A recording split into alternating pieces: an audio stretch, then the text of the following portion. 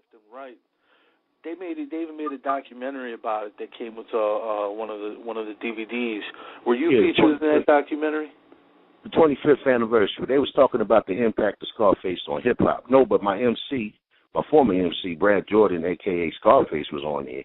And I just knew. I said, you know what? I said, my man Scarface, get ready to tell him who was the first to put that down. But you know what?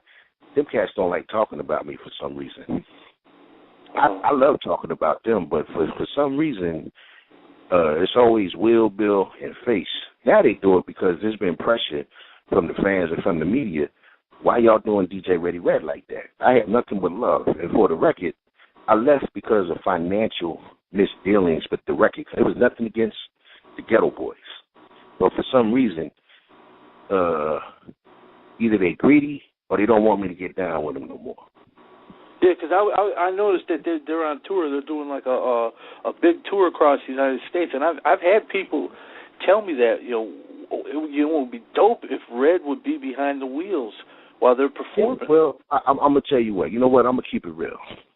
Yeah. The real deal is this: I was an artist on Rap-A-Lot Records. I was also a producer. Mm-hmm. So in the beginning, we all got paid evenly. It was split 4 ways. Now, when I left, I was offered to come back and do shows for like $100, $200. You know what I mean? I'm like, y'all must be crazy. I started this thing, and y'all trying to do me like that? I never would do y'all like that. It's like the Geto Boys could go through their problems. They could go to jail. They could do this, could do that, and do no wrong. I left because I got tired. You said the day you left the group was the same day that Bushwick Bill shot out his eye. Yep. About a couple hours later, I was with my fiance, and she picked up the phone. It was about 2:30, 3 o'clock in the morning, and one of our friends, Pee Wee, he said, Red, man, Chuck has shot himself and died. I said, what? So we rushed up to Ben Taub, and Bill has to be restrained. His eye looks like a pool ball. You ever see the cue ball? His eye looks like that, man. And he's like, Red, untie me, man, so I can move my eye out. It hurts, And I'm talking to his sister, Rosie, and she's telling me that the bullet is lodged in his speech and understanding. So I go outside and I smoke a Newport. I come back. Next thing I know, he's getting wheeled up the corridor, and they taking pictures. And I'm like, what's going on, man? He don't know what's going on. You know what I'm saying? They taking pictures, and I'm looking at this shit, and I'm like, whoa, this is crazy, man. They're taking the pictures for the album cover. Yeah, they're taking the picture for an album cover. You know what I'm saying? Now, let's really look at that. Okay, it sold 1 million copies. But my brother, my man, who I done broke bread with his family, and his mother, my father said, you was Bill's friend.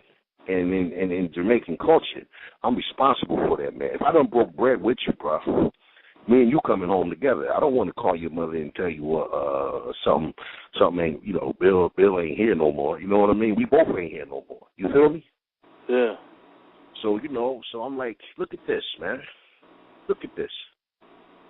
And eventually, man, I heard he sued them and got some money for that, man. And everybody thought it was makeup, man. But, that was just crazy. I mean, that's just like one of them things where you'd be like, wow, man, what if a gun went off and I got shot in my head? What they going to do? They going to leave me there to bleed? You know what I'm saying? Yeah. It's just wild, man. Saw an opportunity for a picture. Yeah. And, you can see the look on Scarface and Willie D. They both look miserable. They both look like. Yeah, there's a saying in Fifth Ward or in Houston, Texas. Let your nuts hang, man. Say no. Yeah. You know what I mean? Yeah. But I ain't see it that night.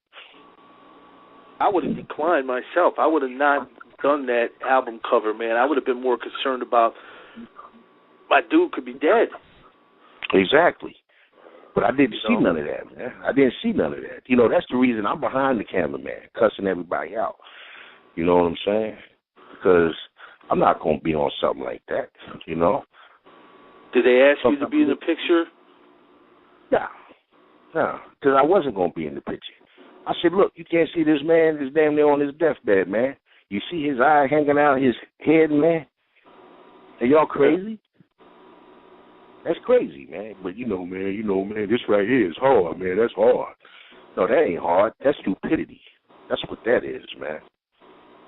That's I respect stupidity. you for sticking up for your friend like that, man. You know what I mean? Well, you know, man, that's what you are, man. You know what I'm saying? When you in my circle, man, you a friend. You know what I'm saying? What Pac say, you ain't never had a friend like me, G. You know what I'm saying? I'm gonna keep it real with you. You know what I'm saying?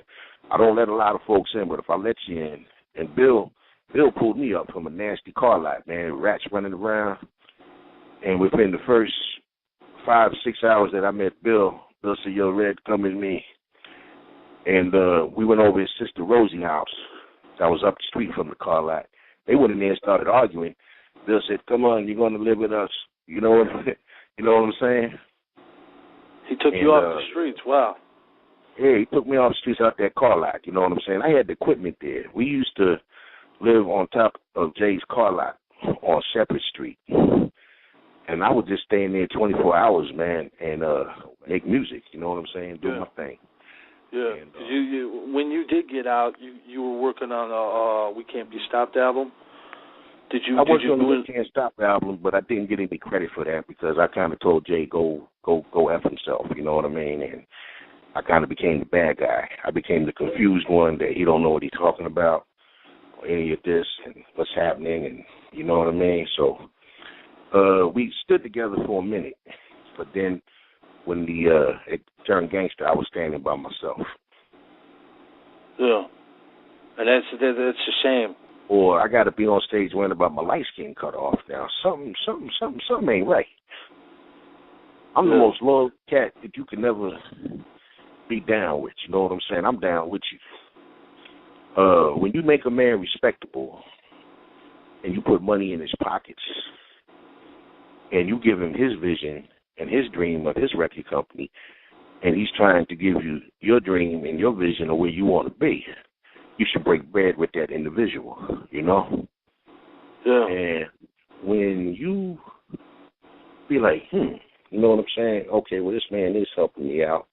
I'm doing this, I'm doing that. You know what I'm saying? It becomes we family.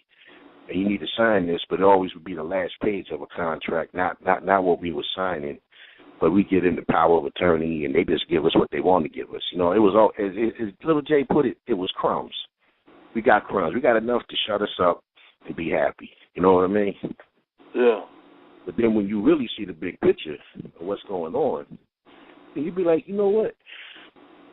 I think this ain't right. So I went and got me a lawyer and a certified accountant, man, and you know, I had to pull the books. They got pissed off at me for that.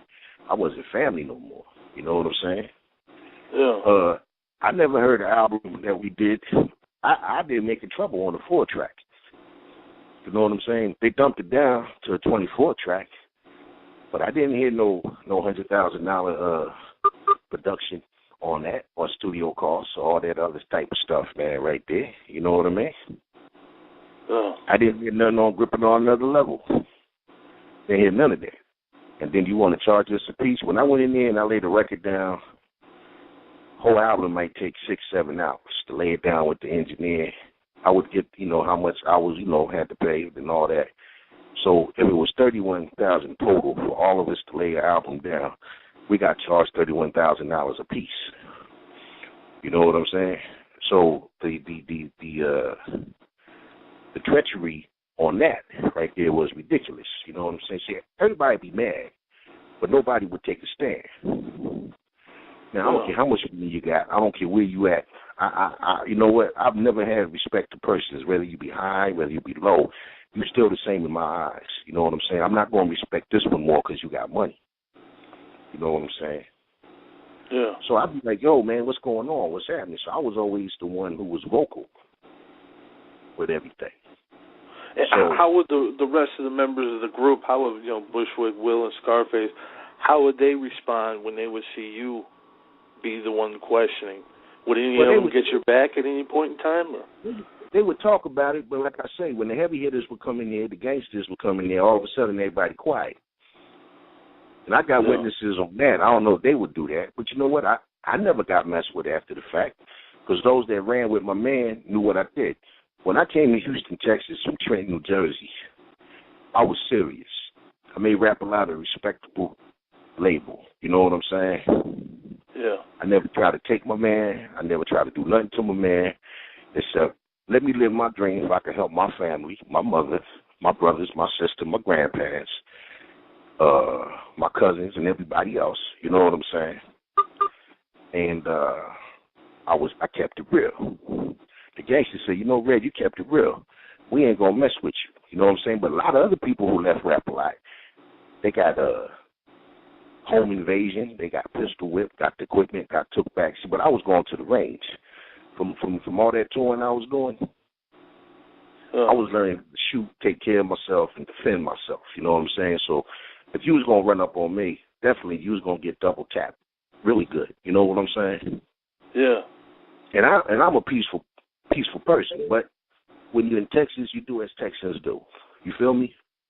Yeah, you got to defend yourself by any means. Yeah. So it sounds like there was a lot of strong arming going on over there. It definitely was a lot of strong arming going on, but you know, it comes to the point where you know what, this ain't what I signed up for. I'm a DJ before anything. You know what I mean? Yeah. I ain't no gangster, but I ain't no punk either. You feel me? Yeah. I'm an artist. And doing all this, now you tapping in the signs that